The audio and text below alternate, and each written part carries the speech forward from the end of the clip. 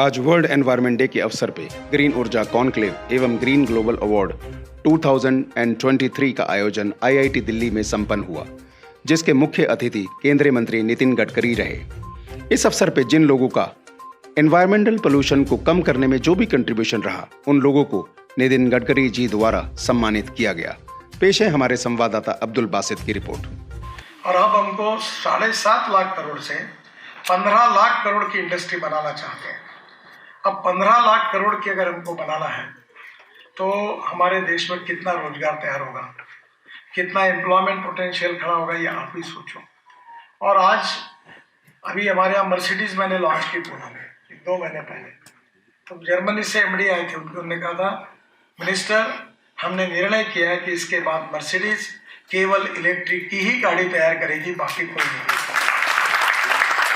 दुनिया में बहुत बड़े गति से ट्रांसफॉर्मेशन हो रहा है और इस समय इस ट्रांसफॉर्मेशन में हम लोगों को सबसे बड़ा एडवांटेज है। हम वर्ल्ड की ऑटोमोबाइल इंडस्ट्री में 4थे नंबर पे थे और अभी पहले नंबर पे चाइना, दूसरे नंबर पर यूएसए, तीसरे नंबर पर जापान, चौथे नंबर पर इंडिया था। पर अब हमने जापान को पीछे डालकर हम तीसरे नंबर पर आए हैं और मेरा विश्वास है कि 5 साल में अंदर इंडिया नंबर 1 पर होगा। कितनी पोटेंशियल हमारे पास है। तो मेरा निश्चित रूप से आपको यही सुझाव है कि ethanol, methanol, biodiesel, bio LNG, bio CNG और इलेक्ट्रिक और ग्रीन हाइड्रोजन, और इसमें सोर्सेस को आप कचरे को यूज करो, वेस्ट वाटर को यूज करो। सुप्रीम कोर्ट ने मुझे एक बार चीफ जस्टिस साहब ने बुलाया था, ये दिल्ली के पोल्यूशन पर पीएल थी, तो मैंने एक छोटी किताब तैयार करके उनको प्रेजेंट की है।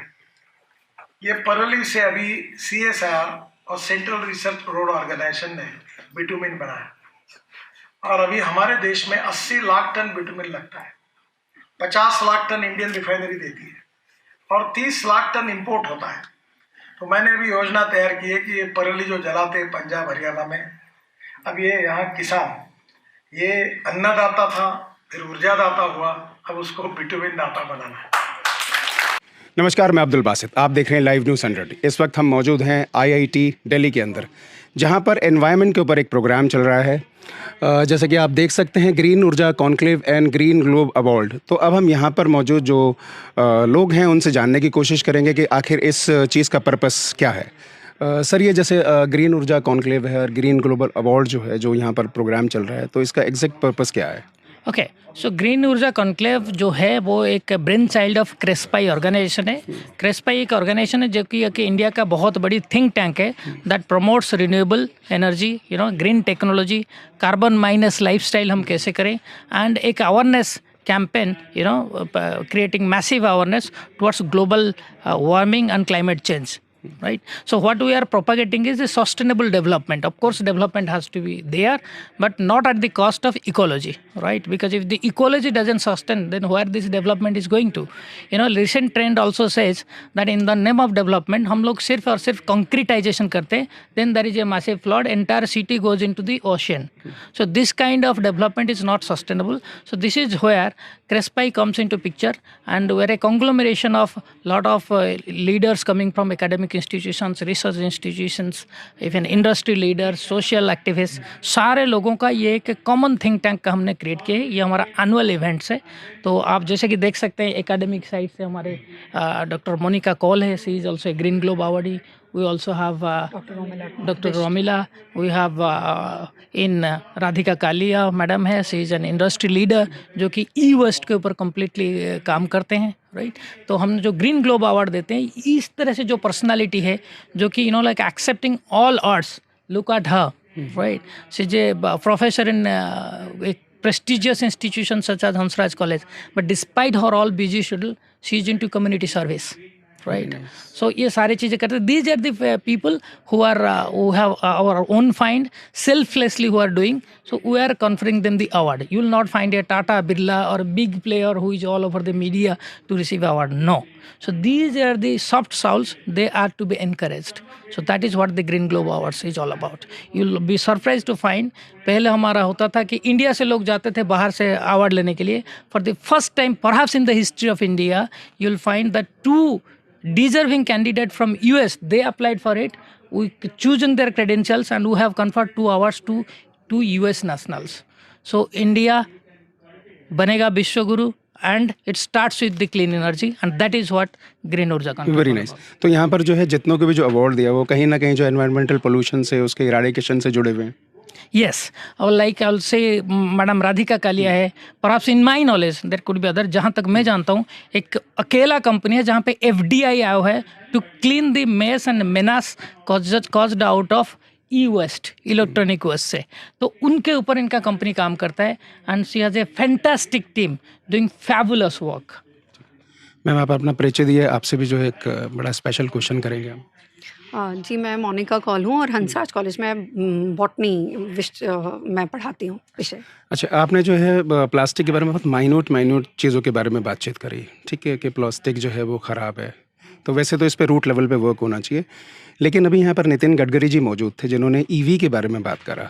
और कहीं एनवायरमेंटलिस्ट जो हैं उनका कहना है कि जस्ट बिकॉज ऑफ दैट वो कहीं ना कहीं जो है प्रॉब्लम क्रिएट करेगा. We will be having I mean lot of waste of that batteries also, big batteries. तो उसका इराडिकेशन भी काफ़ी मुश्किल होगा. क्या कहना चाहेंगे उस बारे में आप? देखिए हमें डेवलपमेंट, उन्होंने ये भी कहा कि डेवलपमेंट को हम नो नहीं कह सकते. तो मेरे हिसाब से एक तरफ से development is a very important, it's a need of the country because we are wanting to become the global leaders. So we can't do away with development, and EV is one of the it's just one of the way. It is not going to be all over EV. He talked about hydrogen fuel as well. He's talking about solar energy. He's talking about geothermal as well. So what I feel is the biodegradable waste. Yeah, but as you're talking about lithium batteries, of course, it has an impact on environment. But at the same time, scientists are developing some other alternative materials as well for lithium, a substitute for lithium. So maybe 10 years down the line, you won't have lithium there. You will have something else. And also lithium, how much of lithium would be used and what would be the... lithium. And then it is polluter pays also. So there will be some technologies which the battery owners will also have to develop. So they will have to invest in R&D simultaneously. So this is the kind of the future we are going to have. If a company is giving you a mobile, it has to also give some way of disposing of this mobile. So all these companies are also doing all this research as well. So every country has an environmental division. Every company has a environmental division now. They have an environmental officer to look at how much of the quantum of waste is generated, how can they work on it. पहले ऐसा नहीं होता था कि botany के student को किसी Oracle या HP में मिल जाती जॉब. अब मिल सकती है because they have to hire environmental officers. तो मेरी कलीग हैं जो ग्रास रूट पे काम कर रही हैं थ्रू NSS. तो आप उनसे भी मैम अपना परिचय दीजिए आप. नमस्कार, मेरा नाम डॉक्टर रोमिला रावत है. मैं हंसराज कॉलेज में अध्यापिका हूँ. और जहाँ तक हम हंसराज कॉलेज को अवार्ड मिलने की बात कर रहे हैं, ये एक बच्चे का कंट्रीब्यूशन है. इसमें हमारे कॉलेज में हर लेवल पे सबसे इम्पॉर्टेंट चीज़ जो हम देखते हैं कि हमारा हर बच्चा मोटिवेट हो एनवायरनमेंट को प्रोटेक्ट करने के लिए.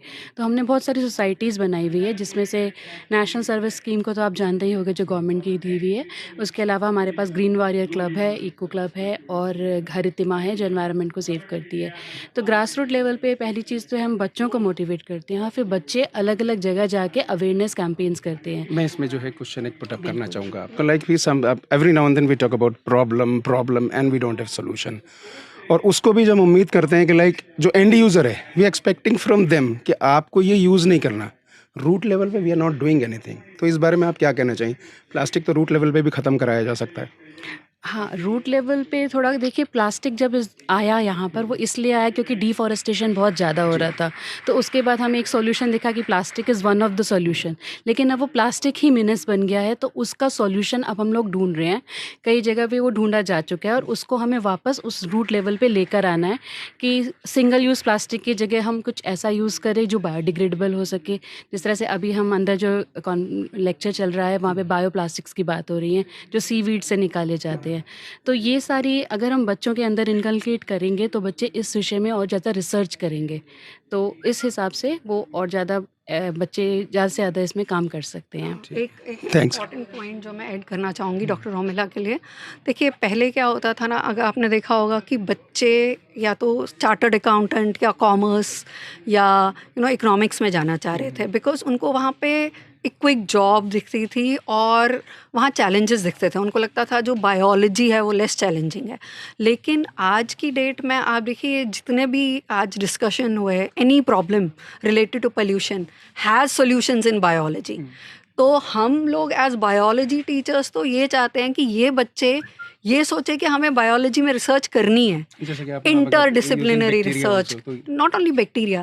See, some of them may be good at physics, so he can look for an alternative to lithium. Some may be good at chemistry. तो polythene, किसी ने बोला कि can we change the structure of the polymer. तो हमारा M educational institute में ये भी बहुत इम्पॉर्टेंट रहता है कि capacity building of these students. ये भले हम चाहते तो हैं ये डाइवर्सिफाई करें, पर रिसर्च के फील्ड में भी कुछ लोग रहें जो पहले कुछ साल तक नहीं हो रहा था। मतलब आज से 5 साल पहले शायद बहुत बच्चे रिसर्च नहीं करना चाहते थे, लेकिन अब अच्छी फेलोशिप्स हो गई हैं, इंसेंटिव्स है, सरकार भी सपोर्ट कर रही है, एजुकेशनल इंस्टीट्यूट्स भी सपोर्ट कर रहे हैं। हमने एक रिसर्च सेंटर बनाया है एनवायरनमेंट के लिए कॉलेज में। तो रिसर्च बेस्ड होना चाहिए। कोई हमारे कुछ बच्चे सॉफ्टवेयर में अच्छे हैं, तो वही जो भी रिवर रियल टाइम मॉनिटरिंग दिखाया उन्होंने यूजिंग एप्स। तो हम चाहते हैं ये सब बच्चे जो भी इनके अंदर नए आइडियाज़ हैं, ये यंग है, तो हमारा तो कोर्स होता है, इनको अपना कोर्स पूरा करना है, हमें अपना कोर्स पूरा करना है, ये सोच सकते हैं। तो इन लोगों को सोचने के लिए हम यहाँ मतलब bringing them to this conclave is also to get them educated and think on solutions. Thank you. जो आप ग्रास रूट लेवल की बात कर रखे हैं, तो वहाँ जाते हैं और वहाँ पे सिर्फ अवेयरनेस नहीं करते, वो उनके साथ हाथ भी बटाते हैं। वहाँ पे खुद से सफाई करते हैं, प्लास्टिक को सेग्रीगेट करते हैं। मतलब आज कॉलेज के बच्चों को शायद आप नहीं मानेंगे कि कोई रैपर फेंक सके, लेकिन हम जहाँ जाते हैं वहाँ पे बहुत ज़्यादा पॉल्यूशन अभी भी है। तो वहाँ पे बच्चे जाके बिल्कुल फेंकते हैं और वहाँ पे उनको समझाना एक थोड़ा सा मुश्किल टास्क भी है, पर ये करते हैं। और वहाँ पे जब तक हम खुद नहीं उठाएंगे कोई दूसरा नहीं उठाएगा, तो खुद से अपने आप काम करते हैं और बच्चे वहाँ पे काम करते हैं। मैम अपना परिचय दीजिए। मैं राधिका कालिया हूँ। मैं यहाँ पे इंडिया बिजनेस संभालती हूँ। RLG एक म्यूनिक बेस्ड ऑर्गेनाइजेशन है। हम लोग प्रोड्यूसर रिस्पॉन्सिबल ऑर्गेनाइजेशन है। जैसे मैम ने बताया, पोल्यूटर्स पे का कॉन्सेप्ट ये है कि जो ब्रांड ओनर प्रोडक्ट मार्केट में उतारता है उसकी रिस्पॉन्सिबिलिटी है कि वो उसको वापस उसके एंड ऑफ लाइफ के बाद यूज़र से लेके आए। तो अच्छा लगा सुन के कि हंसराज कॉलेज बहुत मेहनत कर रहा है एंड ये कर रहे हैं काम। तो ये एंड यूज़र की अवेयरनेस पे ज़्यादा काम कर रहे हैं। हम लोग जो काम करते हैं वर्ल्ड ओवर, हमारी कोई 42 EPRs हैं और कलेक्शन स्कीम्स जिसे कहा जाता है, जहाँ से हम डिफरेंट एग्रीगेटर से या इनफॉर्मल सेक्टर से या डीलर रिटेलर से माल उठा के उसको एक्चुअली रिसाइकलिंग के लिए भेजते हैं। तो जब ये रूल बना 2012 में ई वेस्ट का, उसमें बहुत प्रोड्यूसर्स ने अपनी ऑथराइजेशन नहीं ली थी। फिर 2016 में टारगेट्स दिए गए प्रोड्यूसर्स को, तब से ये रूल इस्टेब्लिश हुआ कंट्री के अंदर, प्लास्टिक का और इलेक्ट्रॉनिक का। उस दौरान हम लोगों ने ये कलेक्शन स्कीम इंडिया में करी। हमारे ग्लोबल कॉन्ट्रैक्ट्स ने कहा कि आप इंडिया में जाके सेम तरीके से करिए। RLG is a very trustworthy name among all the global players, whether the Microsoft, HP और द लाइक्स ऑफ इट। सो हम लोगों ने यहाँ पे पूरा वो प्रतिक्रिया करी कि इनफॉर्मल से फॉर्मलाइजिंग द इनफॉर्मल, बिकॉज तब उनके पास ना GST था ना बैंक अकाउंट था। तो हम लोगों को बहुत ग्राउंड वर्क करना पड़ा। ये सब चीज़ें सुनने में तो बहुत अच्छी लगती हैं, पर इसको एक्चुअली करने में बहुत मुश्किल है। एक बिज़नेस मॉडल है हमारा ये, और अगर पूरे सप्लाई चेन में अगर वैल्यू प्रोपोजिशन नहीं है, मॉनेटरी वैल्यू नहीं है, तो कोई ये काम नहीं करेगा। अगर मैं किसी को कहूँ कि आप प्लास्टिक मत फेंकिए, पर क्यों ना फेंकिए, आज तक तो फेंकते आ रहे थे। पर अगर उसमें एक वैल्यू प्रोपोजिशन है, सप्लाई चेन है, तब वो जाके रिसाइकल होगा। अदरवाइज़ हमारे पास mounts of plastic, mounts of e waste, battery waste, tyre waste इकट्ठा होता रहेगा। अच्छा, मैं जैसे कॉलेज में बहुत सारी मतलब आज 20 साल 25 साल पहले से जो चीज़ चली आ रही है वही चीज़ पढ़ाई जा रही है, मतलब नई चीज़ जो है वो कराने में कोई भी इंस्टीट्यूशन है वो बचता है। अभी स्टार्च की जो है कटलरी आ गई हैं, वुडन कटलरीज आ गई हैं, और लाइक मिल्क प्रोटीन से जो है they are making like plastic also, है ना। तो वो आप रिसाइकिल अपने आप हो जाएगा, यू कैन ईट ऑल्सो। तो इस तरीके की चीज़ों को जो है वो बढ़ावा देना चाहिए। तो इस बारे में आप क्या कहना चाहेंगे? सर, ये टेक्नोलॉजीज़ हैं, डिफरेंट टेक्नोलॉजीज़ आती रहेंगी। कोनिष्क मातुशिता जो फाउंडर हैं पैनासोनिक के, उन्होंने कहा कि ह्यूमन माइंड इतना इंटेलिजेंट है कि हर सिचुएशन के लिए कोई ना कोई न्यू टेक्निक बना के उसको काम कर सकता है और सर्वाइवल अपना कर सकता है। ये मैंने नहीं, मतलब 100 साल पहले उन्होंने कहा था, जिन्होंने पैनासोनिक का फाउंडर हैं। अब उनकी सोच से अगर हम चलें तो ये टेक्नोलॉजीज़ बढ़ती रहेंगी, चलती रहेंगी। हर टेक्नोलॉजी एक ऐसा चीज़ बनाएगी जिसमें कुछ ना कुछ रेजिड्यू वैल्यू तो आएगा ही। चाहे आप कहें कि प्रोटीन मिल्क से निकलता है, वो अपने आप एवेपोरेट हो जाता है, ऐसा सही माने से तो नहीं होता है। उसका कोई ना कोई रेजिड्यू तो ज़रूर आएगा, आई नो हाँ, दैट, उस रेजिड्यू लेकिन वो को बहुत कम होगा, मगर उसको और रिसाइक्लेबल करने के लिए ऑटोमेटिक, हाँ, आपको बाय द नेचर भी अगर होगा, तब भी आपको हमारे जैसे लोगों की ज़रूरत पड़ेगी कि उसको हम ढंग से उसका डिस्पोज ऑफ करें। ये डिस्पोजल जो सिस्टम है अभी हमारी कंट्री में पूरे अच्छे तरीके से नहीं है। हमारे यहाँ रिसाइकलर्स 500-600 किस्म के हैं, ई वेस्ट में या प्लास्टिक वेस्ट में हज़ारों की तादाद में हैं या टायर में हैं, बट उसको किस तरीके से प्रोडक्ट को प्रॉपर डाउनस्ट्रीम करना है, तोड़ के उसका जो वैल्यू निकलता है उसकी प्रोपोजिशन और उसकी वैल्यू प्रोपोजिशन अभी तक नहीं है। और प्रोड्यूसर और ब्रांड ओनर को अभी तक ये लगता है कि ये कॉस्ट है मेरे लिए, मतलब उसको बेचने की नई नई तकनीकें तो हैं उनके पास, making money out of that. हाँ, बट उसको वापस कैसे एंड ऑफ लाइफ को लाके और ढंग से उसको रेजिड्यू को ज़ीरो डिफेक्ट करना, जैसे बताया जा रहा था आज, वो अभी तक मेरे ख्याल से इंडिया में नहीं हुआ है। Even when you were asking lithium ion का क्वेश्चन, तो I was feeling a little jittery. हम लोग यही काम करते हैं, इलेक्ट्रॉनिक वेस्ट का पार्ट है लिथियम आयन। हम नई टेक्नोलॉजी तो ले आएंगे, मगर उसको उठा के वापस रिसाइकलिंग कराने के लिए कैसे लेके जाएंगे, उसमें से क्या रेजिड्यू निकलता है, उसका कितना हजार्डस है वो कंपोनेंट, उसको अभी भी लैंड फिलिंग में जा रहा है। और जितने कैंसर पेशेंट या कार्सिनोजेनिक एलिमेंट्स हैं, वो ये सबकी तब्दीलियाँ हैं, इन रेजिड्यूज़ की तब्दीलियाँ हैं। So we'll have to think, every individual has to think, what am I doing for my children in future और my grandchildren in future. जब तक एक इंडिविजुअल ऐसा नहीं सोचेगा, वो अपने एक्शंस नहीं ठीक करेगा, तो इसका कोई अंत नहीं है, ये चलता रहेगा और आपको लेगेसी वेस्ट की तरह पहाड़ खड़े होते नज़र आते रहेंगे। So it's a big challenge operational. हम लोग ऑपरेशंस करते हैं, हम सप्लाई चेन देखते हैं, हम मटेरियल एक्चुअली में ख़रीद के ला के रिसाइकलिंग के लिए भेजते हैं, उसका डाउनस्ट्रीम देखते हैं। और CPCB का पोर्टल आया हुआ है, प्लास्टिक पे पोर्टल है, EPR सर्टिफिकेट्स आ गए हैं, प्लास्टिक में है, इलेक्ट्रॉनिक में है, बैटरी में है और टायर में है। अभी ऐसे हर प्रोडक्ट पे आएगा, टेक्सटाइल पे आएगा, थोड़े दिनों के बाद ऑटोमोटिव पे आएगा। Government is doing the right thing, but players, stakeholders are not getting benefited as large, क्योंकि पैसा उतना है नहीं, ब्रांड ओनर्स ने वो पैसा निकाल के रखा नहीं है हमारे जैसे प्लेयर्स को एक्चुअली काम करने के लिए। Thank you. तो ये हमारे साथ जो है लाइक हंसराज कॉलेज के स्टूडेंट हैं और जो कि देश का भविष्य भी है, तो इनसे भी हम जानना चाहेंगे। तो एनवायरनमेंट पोल्यूशन के ऊपर जो है आप क्या सोचते हैं? लाइक देखिए, अभी बहुत इंपॉर्टेंट बात है कि भाई हम अपने घर को तो साफ़ रखना चाहते हैं, लेकिन हमारे घर से बाहर जो भी चीज़ है वो पूरा कूड़ादान है, ठीक है। तो you simply wanted to do anything on this, like हमारे को कुछ ना कुछ चेंज होना चाहिए। Sir actually we should start thinking about that कि अभी भी हम कितना प्लास्टिक यूज़ करते हैं कॉन्शियसली और अनकॉन्शियसली, तो हमें उसको पहले रिड्यूस करना पड़ेगा। जैसे मैम ने बताया कि वो रिसाइकल होने का जो प्रोसेस है उसके बारे में भी तो हमें नॉलेज होनी चाहिए कि हम उस चीज़ को कैसे वापस भेज सकते हैं, ताकि हम उन सप्लायर्स के लिए भी एक मीन्स बन जाए कि yes the youth is contributing to reducing a pollution and thinking about the environment. This is what I think. ये तो चलो हो गई बात। अब मैं अपने बारे में जो एक चीज़ बताता हूँ कि मैं I used to take like fruit in the morning. मैं जाता हूँ, केले वगैरह लेता हूँ, लेकिन मैं पॉली बैग नहीं लेता। तो ऐसा कुछ आप लोग भी जो है अप्लाई करें, थोड़ा थोड़ा यूज़ जो है कम करें। That actually we go in shops and we don't ask for polythene even because we know that it's obvious that we should not use that. We do literally take actions over that. चलिए, उम्मीद करते हैं कहीं ना कहीं plastic कम होगा। जी, आप क्या कहना चाहेंगे? एक्चुअली हमें ना अपने इंडिविजुअल लेवल पे पहले ध्यान देना चाहिए, लोगों को समझाने से अच्छा पहले हम जो खुद रिड्यूस करें प्लास्टिक यूज़, अपनी फैमिली को समझाएं, अपने फ्रेंड्स को समझाएं। तो अगर हमने खुद के लेवल पे अच्छा किया तो हम भी देख के और लोग ऑब्वियसली अच्छा ही करेंगे।